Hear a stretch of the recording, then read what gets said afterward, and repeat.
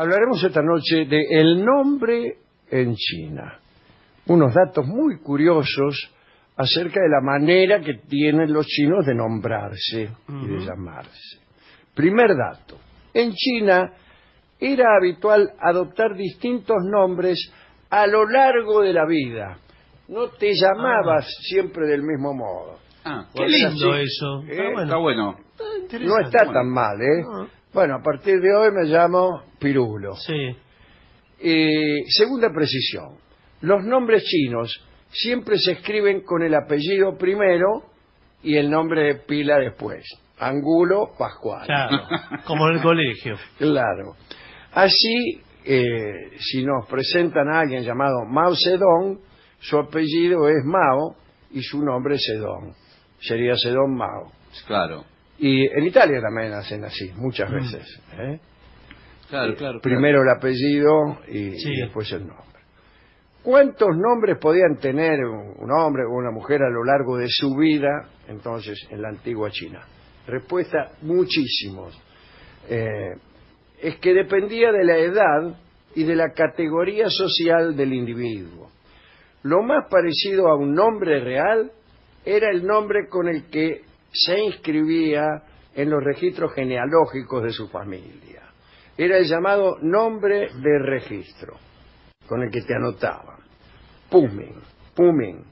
Y era el nombre por el que lo conocían los parientes. Y también el nombre utilizado en circunstancias formales. Llegaba este nombre, el nombre de registro, bastante después de que el niño naciera. En la tradición china, este nombre no se utilizaba fuera del círculo familiar. Un personaje histórico como Mao Zedong, sin embargo, sí pasó a la historia con su nombre de registro. Fue el mismo que el nombre famoso. En otros casos, eras Mao Zedong en tu casa y nada más. Después te llamabas Fernando Bravo. Claro, como fuere. Ahí está. Es importante indicar que este nombre de registro solía ser fruto de grandes reflexiones. En regiones donde la adivinación era más popular, muchos padres llegaban a nombrar a sus hijos según el consejo de adivinos y quirománticos, como por otra parte pasaba en muchas regiones del mundo. Pero atención, antes del nombre de registro, el nombre este primero que le daban a la familia, era tradicional que las familias esperaran un cierto tiempo para dar el nombre definitivo. Y mientras tanto, utilizaban el llamado nombre de leche. Como los dientes. Ruming, que se asignaba al niño después de su nacimiento. Ese sería el primero de los nombres. Y era también conocido solo por la familia más inmediata. Y bueno, si es un niño de un año o de un mes, ¿quién lo va a conocer? Dice, bueno, al nacer un niño se le otorgaba el nombre de leche y por ahí era un nombre diminutivo nada más. Provisorio. Claro, ponele Chiche. Sí. Le llamaban Chiche de entrada. O Ciruela, dice acá. Ciruela no me gusta tanto. Ciruela no parece muy chino tampoco. Sí, no. Bueno, Chiche tampoco. Pero un poco más, sí. Un poquito sí. Chiche. Este nombre de leche a menudo se mantenía dentro del círculo familiar más cercano a lo largo de toda la vida. Le seguían diciendo Chiche toda la vida. Y lo usaban los padres, los hermanos, pero nada más. Ejemplos. El líder Sun Yat-sen, primer presidente de la República de China y fundador del Kuomintang, ¿no? Al nacer fue Sun Di-xiang, un nombre de connotaciones religiosas, formados por los caracteres Di, que es Dios Supremo, y Xiang, que es elefante. Mira, el término elefante se dice que se debe a un sueño que habría tenido la madre de Sun Yat-sen antes del nacimiento del niño. Parece que las madres de los chinos no hacen más que soñar cada vez que están por dar a luz. A la edad escolar, recibía también otro nombre, que era el nombre de escuela. Para escuela tenía otro, el Sue Ming. A esta altura es claro que Ming significa nombre. Sí, calculo que sí, porque... Bueno, el nombre de escuela que le dieron a Sun Yat-sen fue Wen. ¿Qué tal, Wen? Y así fue conocido por la mayor parte de la gente en la primera época de la vida. Tradicionalmente, a partir de la edad de 20 años, se consideraba que la persona entraba en una nueva etapa de la vida en la que podía adoptar el nombre de cortesía, con el cual se dirigían adelante a él todas las personas fuera del ámbito familiar, claro, el del supermercado, el del vecino, qué sé yo. A menudo la persona podía tener dos nombres de cortesía. Por un lado, el más formal, llamado Thi, y por el otro un nombre alternativo, Hao, generalmente elegido por el nombrado y a menudo caprichoso, una especie de seudónimo en nuestros tiempos. El nombre de cortesía, digamos, era el más duradero de todos. Por poner algunos ejemplos, el nombre de cortesía de Mao Zedong era Runxi. Runxi, ¿qué hace Runxi? Sí. Puede llamarme Mao Zedong. Sucede que es un nombre poco conocido por todo el mundo, ya que, como decíamos antes, el nombre por el que todos lo conocemos es por su nombre de registro, Zedong. A la gente más prominente, por ejemplo a la realeza, a la nobleza o a miembros reconocidos de la sociedad, después de la muerte le daban otro nombre todavía. ¡Qué lindo! Ya demasiado. No pasó con Mao. Que sería el nombre póstumo, una antigua tradición que data de los tiempos de la dinastía Zhou. Es decir, que con la muerte recibías un nombre nuevo. Los egipcios tenían algo parecido. ¿Pero qué era esto? Se le agregaba al nombre del faraón o del tipo que fallecía el nombre Osiris. Se le anteponía Osiris. Entonces por ahí vos te llamabas Ramsés y al morir eras Osiris Ramsés. Y cuando alguien le decía, ahí viene Osiris fulano, es que está muerto. Claro, sabía. Es como el finao fulano. Claro. Ahí viene el finao Robledo, es que está muerto Robledo. Y en el campo decía, ahí el finao tal, el finao fulano, el finao tal, el finao cual. Pero eso es darle una entidad al muerto, ¿no? Sí. Es darle una entidad. Sí, claro. Porque no fuerte. Y claro, también muy fuerte. creo yo que ubicar en la conversación que esa persona está muerta. Claro, sí, es una facilidad del idioma. Claro. Sí, está bien. Bueno, a los emperadores, además, se les otorgaba también un nombre de templo, Miao Hao, que era con el que se inscribían en las tabletas conmemorativas de los templos.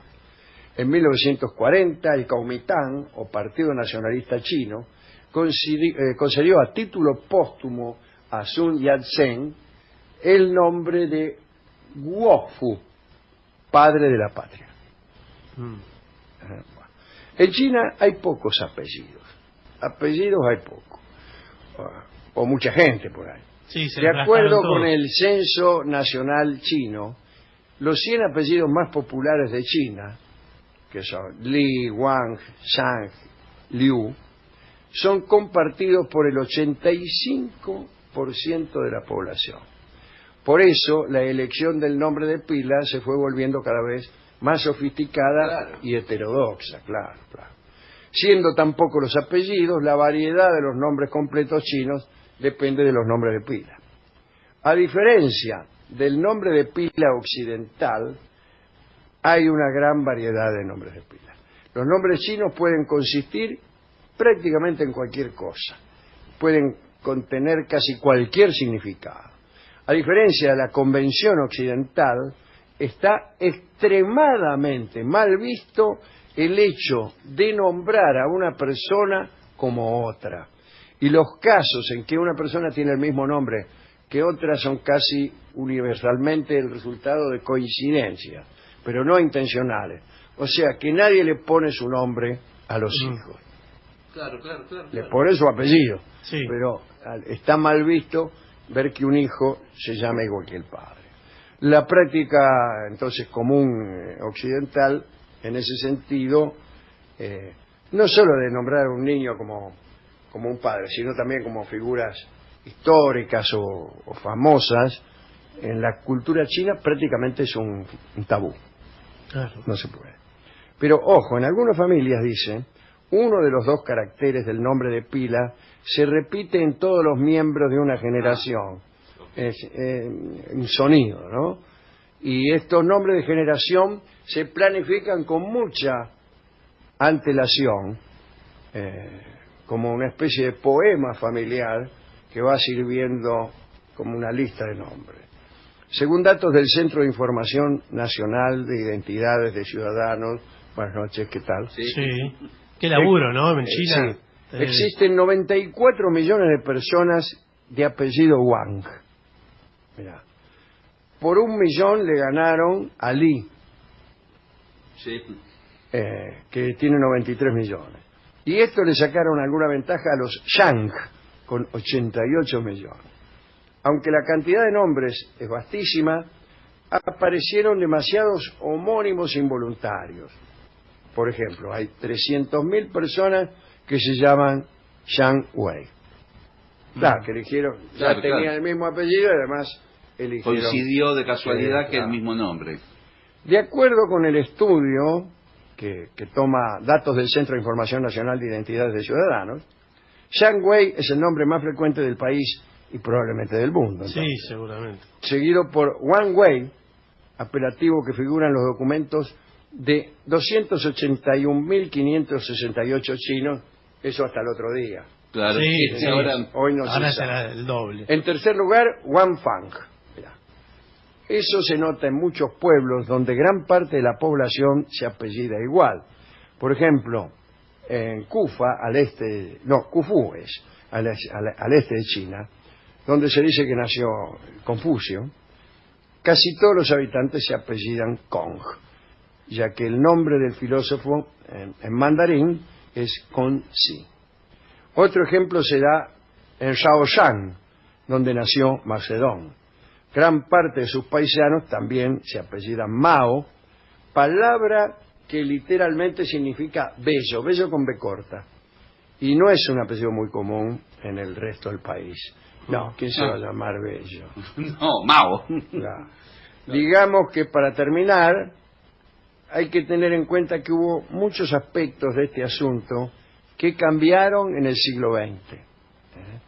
Sobre todo después del movimiento del 4 de mayo, en la década de los años 20, y algunos de estos tipos de nombres han ido desapareciendo gradualmente en la China moderna y hoy especialmente no se emplea. Es decir, esta diversidad, el nombre de registro, el nombre de leche, el nombre de cortesía, Sí, los el dos nombre nombres de- póstumo, qué sé yo, fue reduciéndose hasta casi llamarse del mismo modo todos la vida entera. Pero esto recién en el siglo XX se redujo. Debido a variaciones culturales y dialectos regionales, algunos nombres pueden sonar estúpidos y graciosos cuando son dichos en comunidades de diferentes dialectos. Claro, claro. Claro. Aunque está considerado descortés hacer bromas con este tema. Sí. Es decir, Sí, los sí. chistes como Pascual Angulo, No, señor. o Benito no sé cuánto, Sí. qué sé yo, no, es Se una ofenden, lástima. sí. Prácticamente se pierde la mitad de la conversación útil, Sí, sí. que es esa, hacer chistes. ¿Cómo se llama usted? Claro, y habrá muchas chances en la China, además de eso. Claro. Está alta la cantidad. Que traducido al chino uno se llame... Ya. qué sé yo. Como sea. Como sea, no se me ocurre ni un solo ejemplo que no signifique ofender Claro, a los claro, oyentes. claro. Y especialmente los oyentes que también se llaman así, ¿no? ¿Qué sé yo? No, desde luego. No, así que basta de Pacos y de Benitos. No, no, no. Sí, bueno, muy bien. Además que estamos saliendo en China también, en directo, ¿eh? Bueno, Ahora, ¿qué canción podemos se le pone a utilizar esto, para ilustrar esta interesante charla? Puestos en este tema, siempre lo resolvemos difundiendo China de la Mazorca, una canción de Héctor Pedro Blomberg que suele cantar don Ignacio Corsini. Admite el reparo de no estar hablando uno de la China en tanto que país, sino más bien de la palabra quechua, que significa mujer. Claro. Bueno, ¿qué me importa? Bueno, sí, por favor, sí. Vamos a escuchar un poco China de la rigor histórico. Mazorca porque nos gusta.